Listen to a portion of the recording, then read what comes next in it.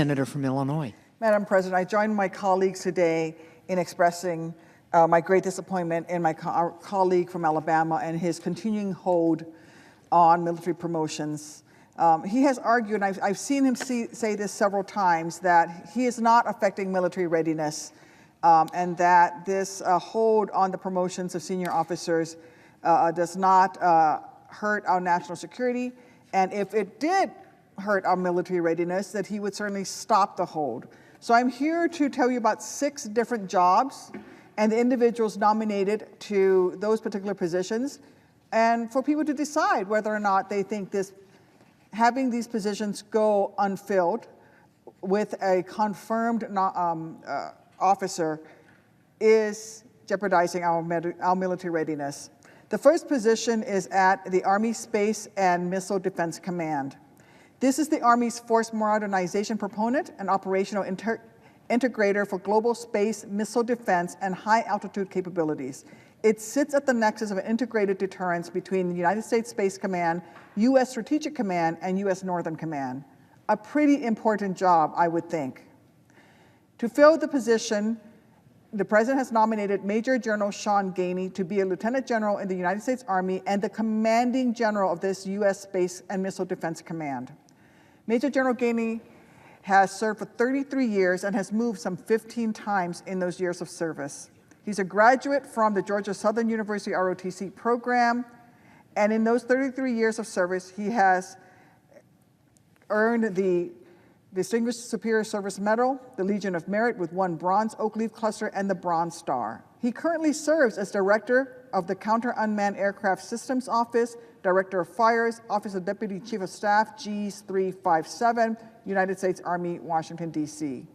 I think the U.S. Space and Missile Defense Command is a pretty important job and pretty relevant to our national security.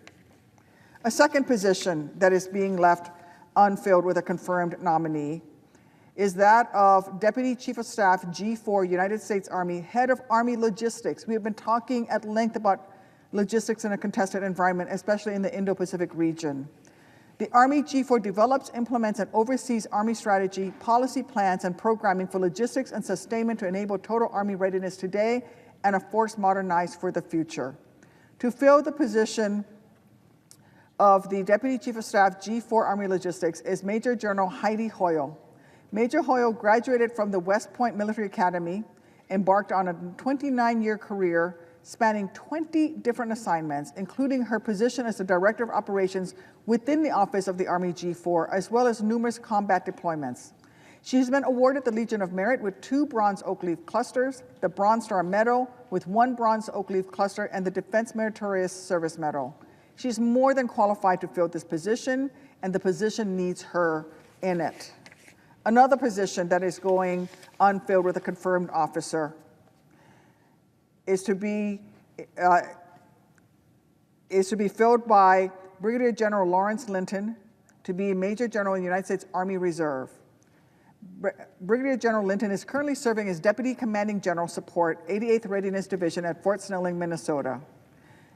Brigadier General Linton graduated from the State University of New York, ROTC program, began a 31-year career of service that included 24 different duty assignments, notably deploying to Haiti, Bosnia, and Kuwait. General Linton served most recently as Chief of Staff of Operation Warp Speed, the critical effort to accelerate COVID-19 vaccination development.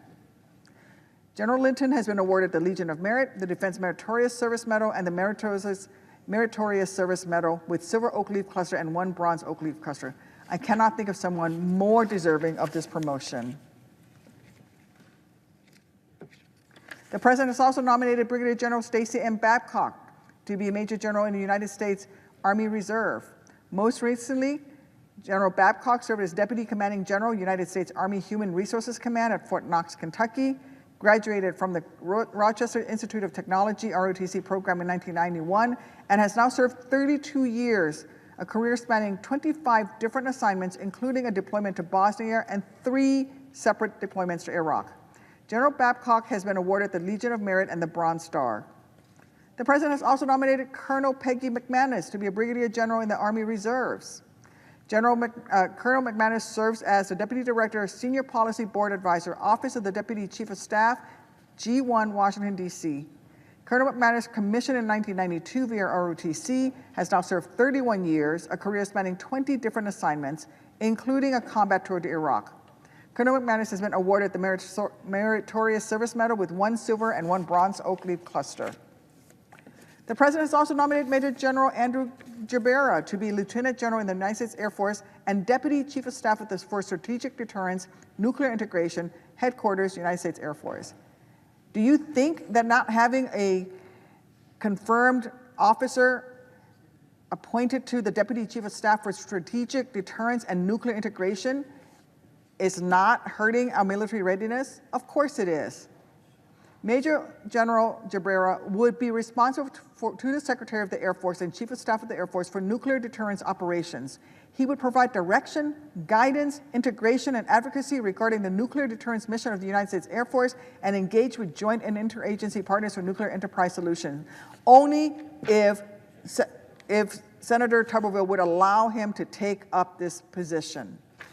And finally, I want to talk to you and read to you the background of Major General Robert M. Collins, who is nominated to be Lieutenant General of the United States Army and Military Deputy Director, Army Acquisition Corps, Office of the Assistant Secretary for Army of Acquisition, Logistics, and Technology. If confirmed, General Collins will be the Senior Military Advisor on Army acquisition matters. This is at a time of critical modernization by the Army. And I know very well the Future Vertical Lift program. It is critical that we have a capable officer in this position. He is currently serving as Deputy for Acquisition and Systems Management. He graduated in 1992 from Shippensburg University ROTC program, has now served 31 years in uniform, spanning 24 different assignments. We need this officer in his job, in this position. These are just a handful of individuals I'm reading today. In which one of these positions does my colleague from Alabama think military readiness is not being affected, being left unfilled?